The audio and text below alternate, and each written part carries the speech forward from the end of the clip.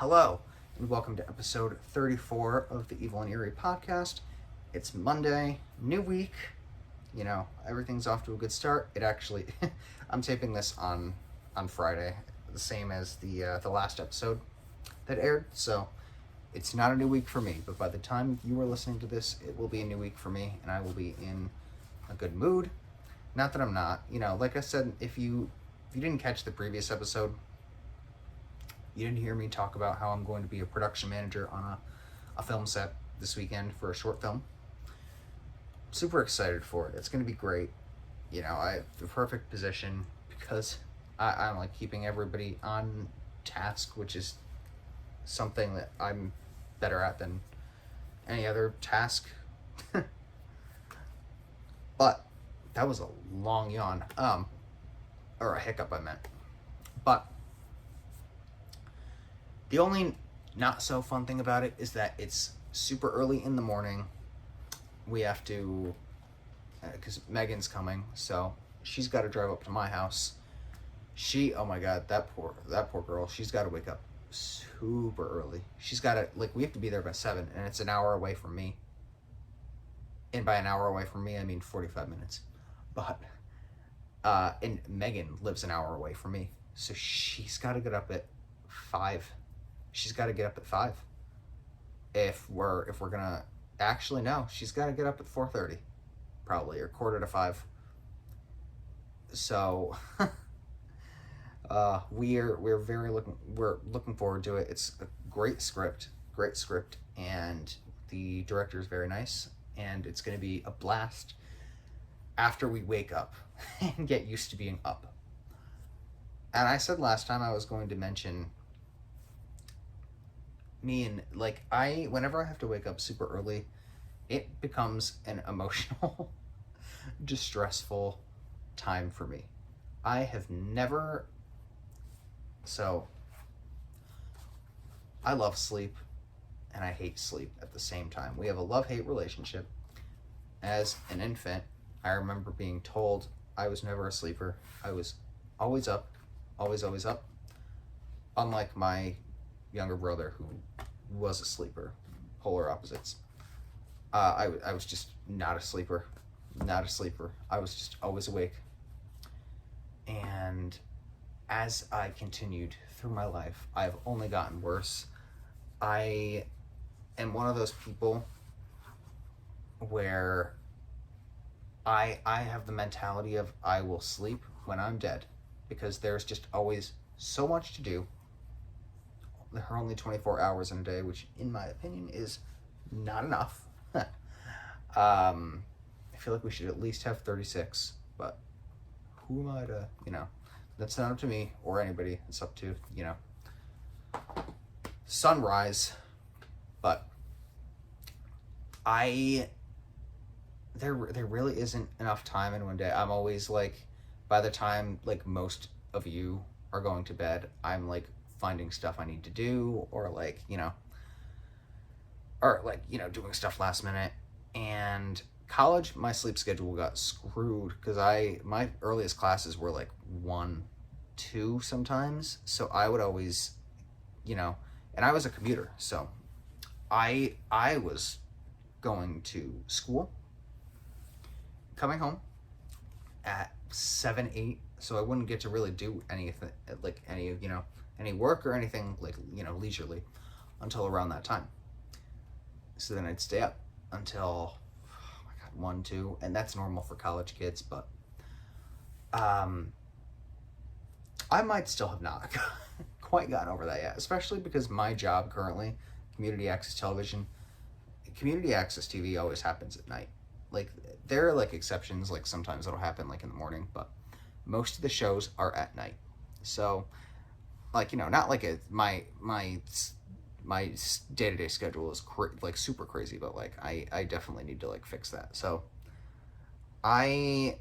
waking up early for me, if I don't get 8 hours, I say I don't like sleep, but that's not the entire truth of it.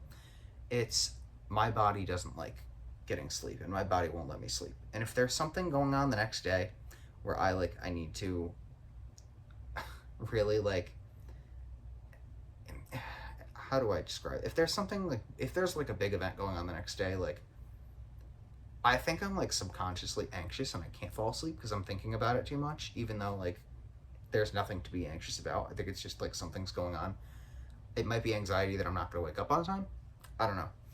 And so I, like, if I don't get 8 hours of sleep, sometimes more, waking up for me is awful. Like, I literally will want to cry. I don't, but I will want to. And I don't cry because I know that I have to be somewhere in front of people, and if they see me with tears in my eyes, it's not going to be good. No, I'm kidding. I like it, but it's not fun. It's not fun. So, wish me luck. Today, it's currently 6:30 in the morning. I actually woke up in the middle of the night and I went to bed at around midnight, which is early for me. And I woke up in the middle of the night around 3, wasn't able to fall back asleep. So I've currently been up for a couple of hours, and I'm hoping, here's what's going to happen. I'm telling you this right now. I'm going to get super tired around noon. I'm probably not going to be able to fight it. I'm probably going to fall asleep, and I'm hoping I stay asleep until like 8 o'clock at night. If I do, I'll wake up and stay up through the shoot. I'll be back home at 3 on Saturday. So, you know, I'll be perfectly tired again by then. Fall asleep at 3.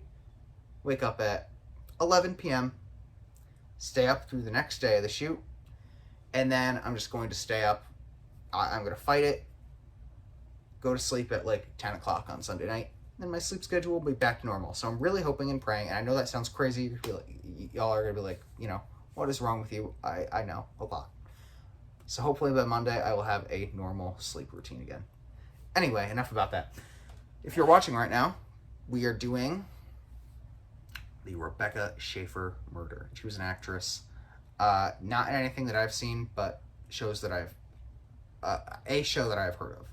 So, before we jump into that, please rate, review, like, subscribe, download, follow us on all our socials, which I plug in every episode. But if you don't watch every episode, at Evil and Eerie Podcast for Instagram, TikTok, Facebook, and at Evil Eerie Podcast for Twitter.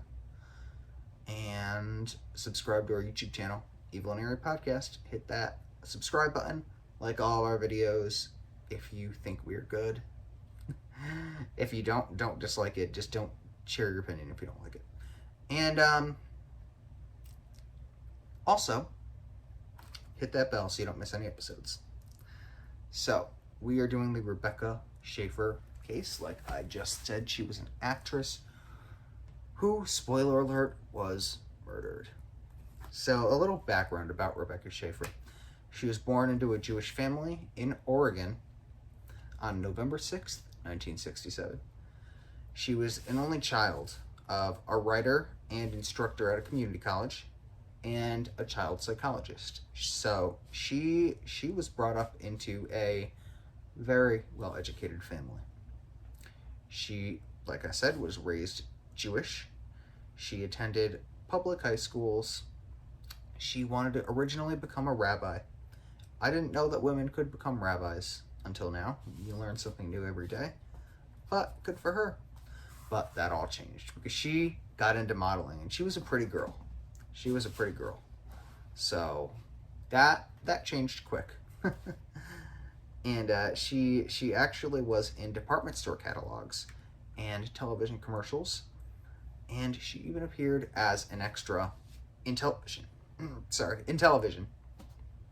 She actually moved to New York City in August of 1984. Her parents let her go because she wanted to pursue modeling as a career.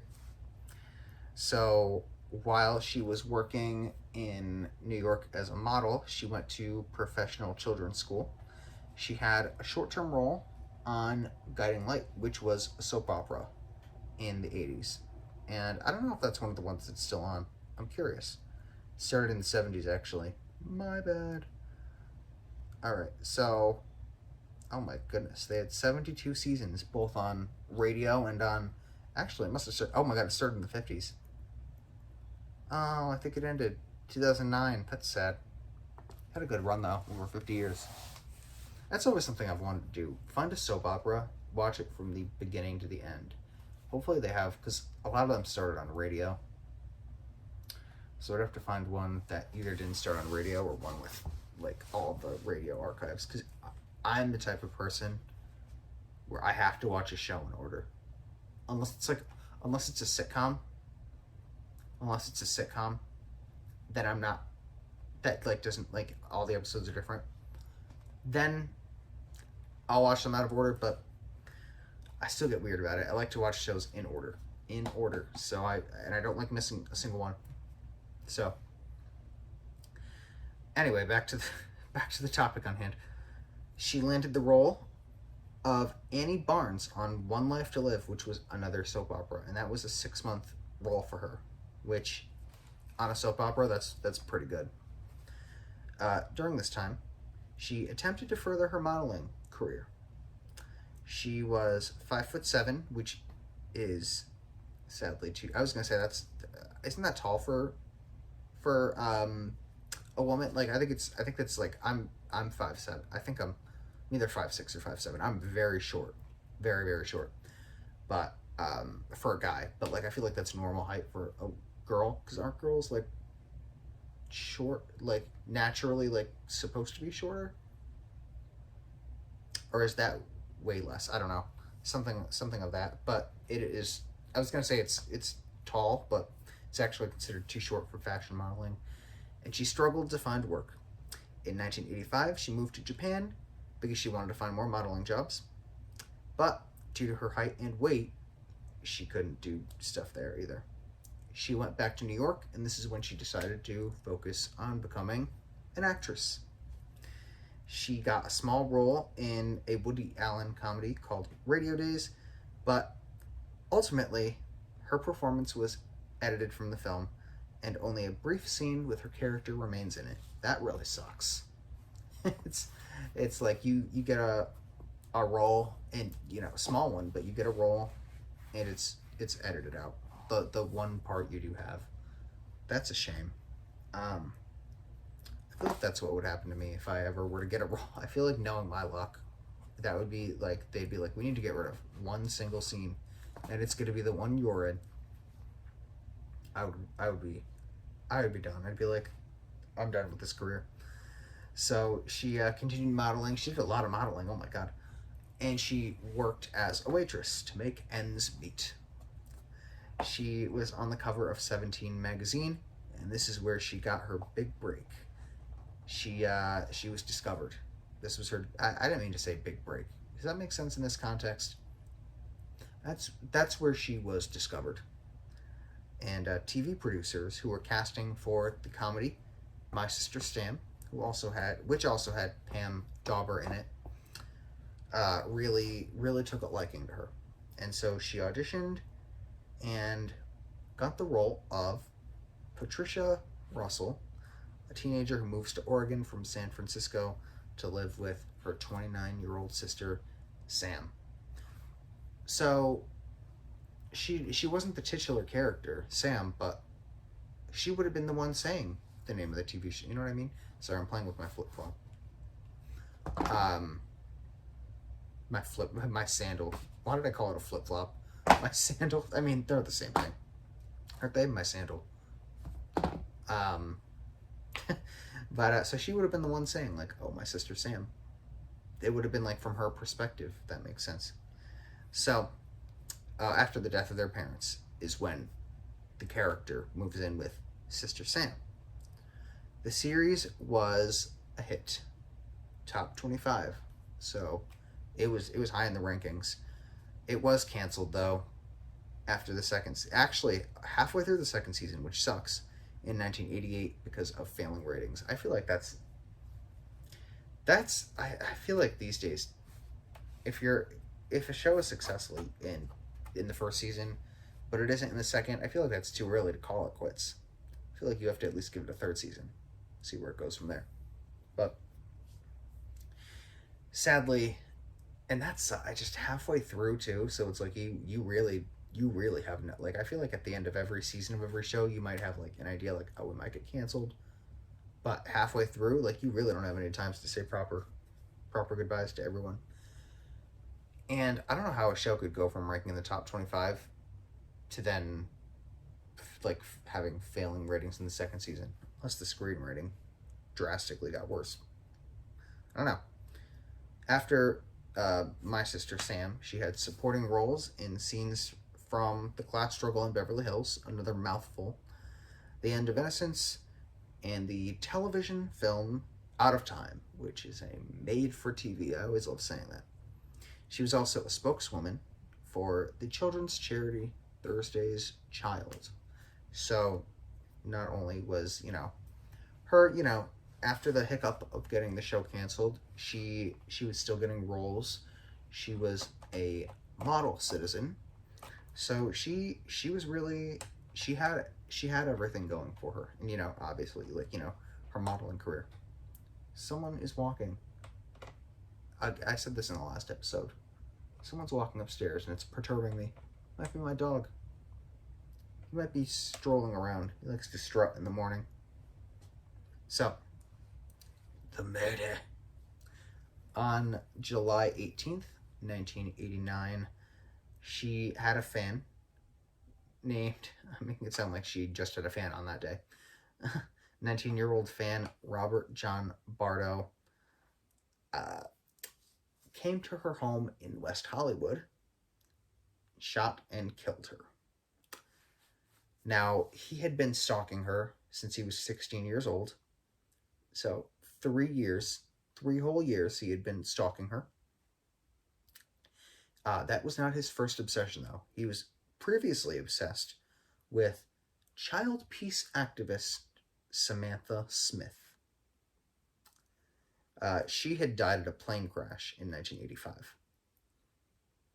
That's an interesting obsession to have. Child peace activist. Like, celebrities, like, not like obsessions are good or normal by any means, but, like, if you're gonna have one, why a child peace activist?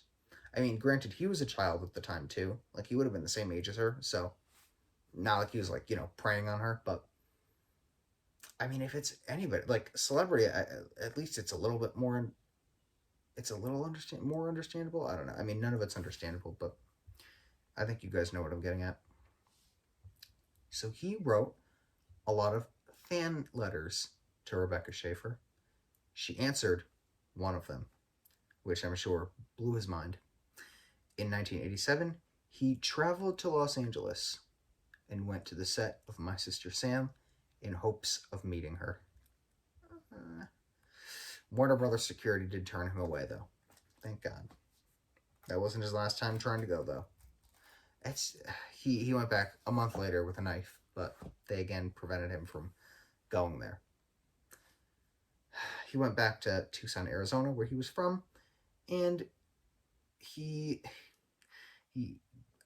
wasn't obsessed with Schaefer anymore. He was probably too upset that he wasn't let into the set, but he did become obsessed with Madonna, Debbie Gibson, and Tiffany, the pop artist. So, I don't know, that's just like, it's a, like, if you're going to be, another thing, if you're going to be obsessed with someone, just keep your someone is walking, I don't like that. Oh, it might be my brother going to work, actually. That's probably exactly what it is. If you're going to be obsessed with someone, just, like, keep it like a fantasy. Keep the fantasy to yourself, okay? Keep the fantasy to yourself. Like, you don't need to be following them. You don't need to be meeting them in person. Heroes always disappoint anyway. So the people you look up to are never going to meet your expectations. Not everybody. That's not true. But, like, if someone is coming downstairs, I don't like it. They're really gonna open the door on me, and I'm not gonna be here for it. I hope it's my brother. He's the only one that won't barge in on me. So, sorry if you're listening to this podcast, anybody in my family. But, so if you're going to be obsessed with someone, just do it from a distance. Heroes always disappoint. not ever, like I was going to say, if you ever meet me, if I'm your hero and you ever meet me, I won't disappoint you. I might, but. So, anyway, he watched Rebecca Schaeffer. We're going back to John Bardo. Is that his name? Robert John Bardo. Sorry. When your first and middle name are two, like when you are referred to by your whole first name or you have two first names, it's just never a good thing. So, Rebecca Schaeffer, like I said, was in Scenes from the Class Struggle in Beverly Hills, which was a 1989 black comedy. And by black comedy, I don't mean black in the sense that it had a black cast. Black comedy means dark comedy, or is like a macabre comedy almost. Like, those of you who are familiar with film and know Mel Brooks, he did a lot of black comedy, I feel like doomy and gloomy, but like not like, but it's like still funny at the same time, like very serious subject matter. Actually maybe Mel Brooks wasn't a good example, but so it was, Scenes from the Class Struggle in Beverly Hills, and she was in bed with another actor, and this set him off apparently. I guess he was jealous, and in his mind this made her another Hollywood whore. So he had gotten inspiration from a man named Arthur Richard Jackson, who had stalked and stabbed another actress, Teresa Saldana, in 1982. And she actually survived that attack. Bardo learned that Jackson had used a private investigator to obtain her address. He then paid a detective agency in Tucson $250 to find her home in California's Department of Motor Vehicles records. His brother helped him get a GP 100 .357 handgun. How did they not know that he had? I feel like if you're like family, you should know that your family has like issues. Like he did, clearly. I guess not. Either that or they were turning a blind eye. I don't know.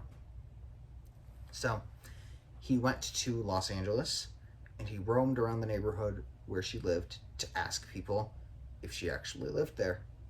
He wanted to get absolute 100% confirmation that that was her house. And as soon as he did, he rang the doorbell. Now, she was actually auditioning for The Godfather Part 3. And which, oh my god, imagine if she'd been in that. That would have been insane. That would have been insane. That would have been cool. And that would have really taken her career to the next level. And so basically, because she was auditioning for it, there was a script that was getting delivered to her house. And so she was expecting someone to come to the door. Again, this is another one of those moments where it's like, that is such bad timing. It's so unfortunate that it's such bad timing. But so Bardo showed her the letter and an autograph that she had previously sent him. They had a very short conversation, and after they had conversed, which, I mean, she was nice to do. She told him, listen, please don't come to my house again. Please respect my privacy.